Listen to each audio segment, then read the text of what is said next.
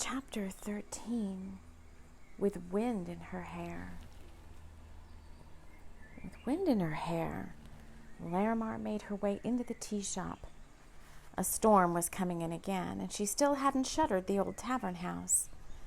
She knew she needed to, but just once she wished she didn't need to do this work alone. She supposed Rowan might have helped if she had asked him, or she could have hired someone else to take care of it. Goodness knows there were plenty of folks willing to help. But somehow she just felt right doing it herself. That was until now.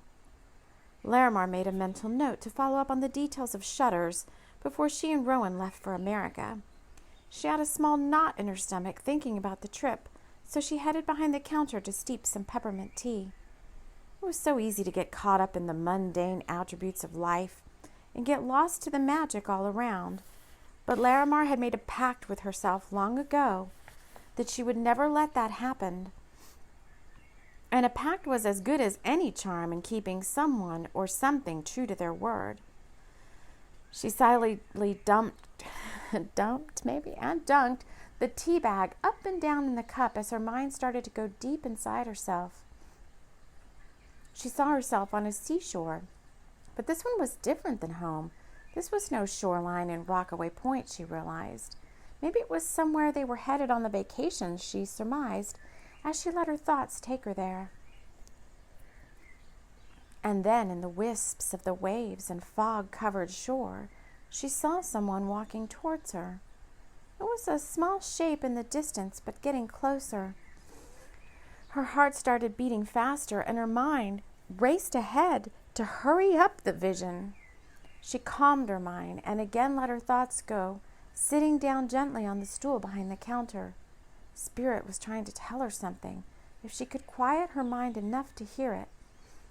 She drifted away again, and the shape was getting closer to her. He, for she could make out enough to see a male frame, was bending over and picking up something out of the sand. She caught her breath. The person moved closer to her and appeared to be making contact with her by waving.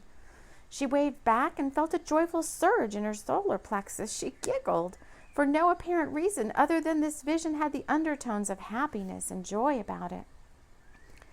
She started to move towards him. It seemed he was holding something out to her, but then a light wind began to blow and her hair tossed gently about her face. It was him. The bells over the chai house front door jingled and deep laughter filled the room. Someone was standing at the counter, and all thoughts and dreams about anyone fell away as she opened her eyes to see Rowan standing in front of her. "I'm a little worried about you," he said, laying a hand on hers. "Darling, are you okay?" he whispered, not wanting to draw attention to her. But she was just fine, a little shaken by the vision, but fine now. "I'm fine, Rowan," she said, smiling sweetly. "When do we leave?"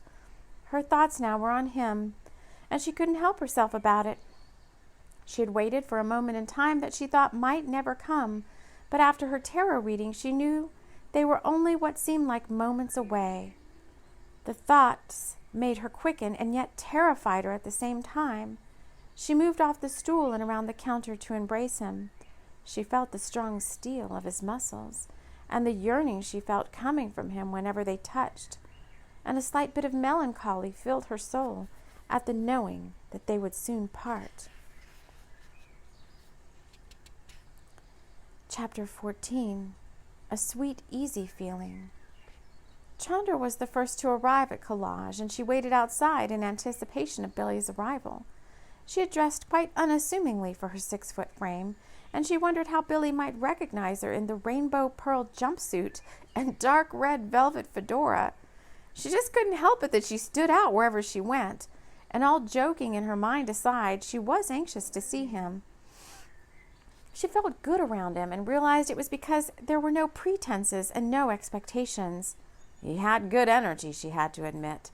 And her mind went back to Sky, who she was constantly asking to clear his mind and thoughts about anything negative or shady. He just had that past life karma that had made him who he was today. But try as she might, he was reluctant to clear the past. She didn't want to ruminate on Sky, so she removed him from her mind and focused on Billy. He had wanted to talk to her about something, and she could tell it was a woman. Not a ghost like he had been thinking, but a real live woman. And she wasn't trying to haunt him. She was trying to reach him. Chandra could tell all this simply by tuning into Billy's energy. Her psychic senses so clear that she could make out Larimar's face and her location on the planet. She knew this woman would be moving closer to Billy and very soon. And she knew without a doubt that this was what he had been yearning for in his heart of hearts. Chandra's eyes teared up at the serendipitous love that she could feel as she visioned these two as a couple, and she knew without a shadow of a doubt that she had to help bring the two of them together. Well, so much for Sky, she thought.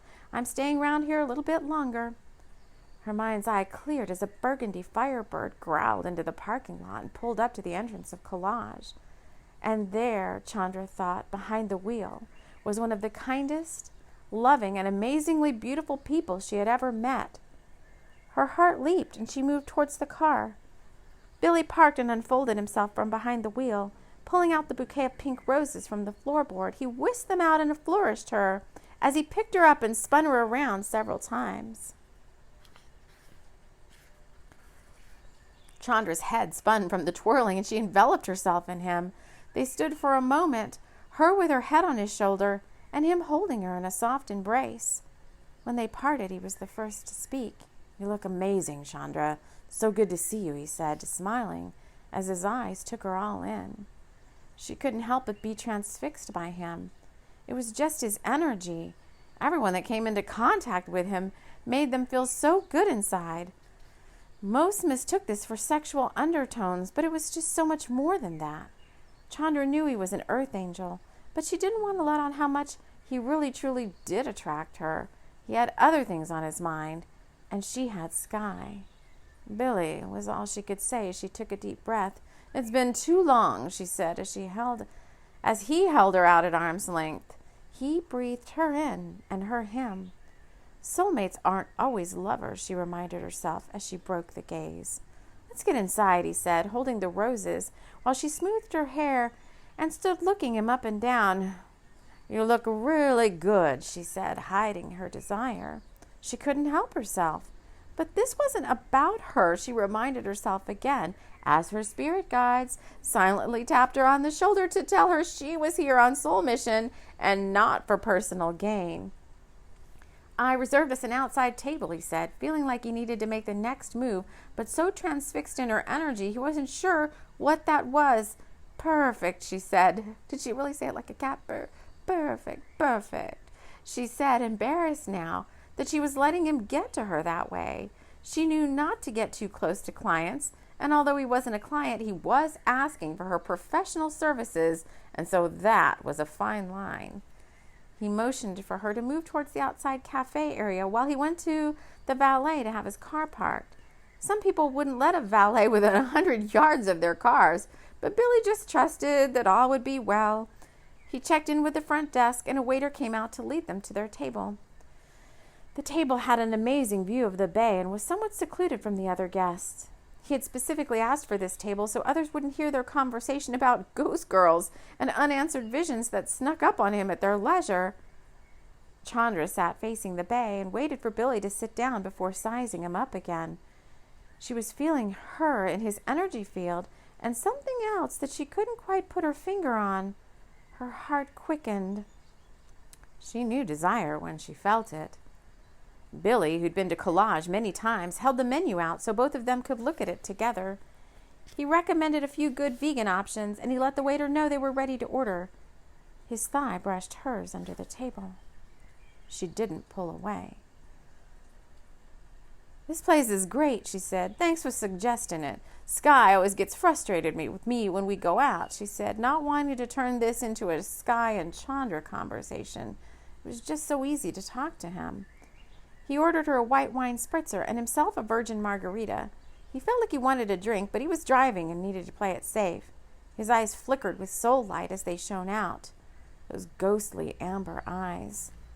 She saw the flame in them, and her heart quickened again.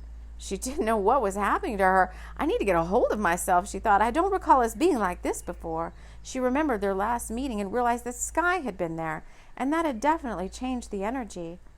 She had never been alone with Billy before without Sky, and now here they were. The drinks came, and Billy thought it was as good a time as any to get started on the conversation about Laura. He wanted some answers and some peace. "Look, I've been seeing things." He just kind of blurted out, not knowing another way to start the discussion. I know you can see things," he said, also knowing that if he really wanted to, he could see them too. He just wasn't sure what he was dealing with. And when you doubt your magic, you doubt yourself. "I know," Chandra said, feeling some of the nervous tension drain away as she focused her senses on what he was saying. "I can see her," she said point blank. "She's coming for you." Now, Billy did not want to be taken aback by that, but he certainly wasn't clear what she meant. "Chandra, I need to know everything you see about her," he said, feeling a weird sensation come over him. It was like tingles and shivers and everything up and down his skin. "Everything," he said. "This girl is out there somewhere, Billy," she said without a shadow of a doubt. "She's very real, and she's inherently tuned into you," she said, getting a better sense of the situation. "She's being led here by a spirit guide," she said, feeling a pang of jealousy for the deep love she was beginning to feel when she put the energy of the two of them together. "You've been seeing her for quite some time, I know," Chandra continued. "Yes," Billy said, feeling excitement and nervousness at the same time. "Since I was a teenager," he said, almost embarrassed to admit it. "She's your twin heart," Chandra said, feeling sad and happy for Billy at the same time. "She's a part of you, Billy, a big part," she said, dropping her hand on his. "Wow, I'm floored," he said. "All this time I thought she was a ghost haunting me, but something kept telling me to discount that and dig deeper," he said, starting to fit all the pieces together. "But who is she? Where is she?" He spoke more quickly now as so many questions moved around in his mind. "Let's eat," Chandra said. "And then I'd like to continue this little psychic session down on the beach, if you don't mind," she said, eyeing the delicious-looking plate of food that the waiter was holding out to her. "Me too," Billy said, taking his plate and moving his eyes back to catch her gaze. She looked away, ashamed at the thought that she might have ulterior motives in getting him down to the beach. The rest of the meal was spent talking about Soul Step and Sky and on Billy's apothecary business. The conversation was light and easy, and the weird feeling that had come over them at the start seemed to have backed off slightly. But deep under the covers, so to speak, a fire had been lit and wasn't going to go out so easily. The meal ended with a vegan cheesecake and small snifters of brandy. Billy figured he could handle that, especially if they would be on the beach for a while. Chandra could feel the brandy go to her head immediately, but she loved the warm, heady feeling it gave her in her solar plexus, and she inadvertently let her power shine. The mood became serious again as Billy paid the bill, and they decided to take the coast road in the Firebird down to the beach. Billy, who was always prepared for the outdoors, recalled he had a blanket and various other warm clothing in his trunk. He never knew when the weather could suddenly change from warm to foggy and wet, and he was prepared for any occasion.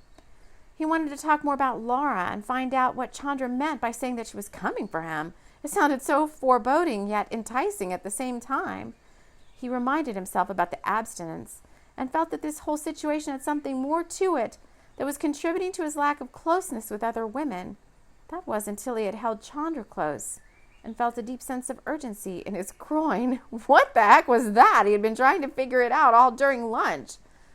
They arrived at Powder Point, and Billy parked the car, moving around to the passenger side to help Chandra out of the low car.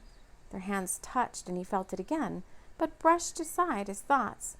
He wanted to focus on Laura. They took off their shoes and made their way out onto the sand and down the steep incline to the beach below. Several times, Chandra almost tumbled down onto the sand, losing her footing in the softness of it, but Billy caught her arm, and she could smell his cologne. They were laughing as they finally reached the shoreline and stood there silently watching the waves come in. "I never get tired of this," Chandra said.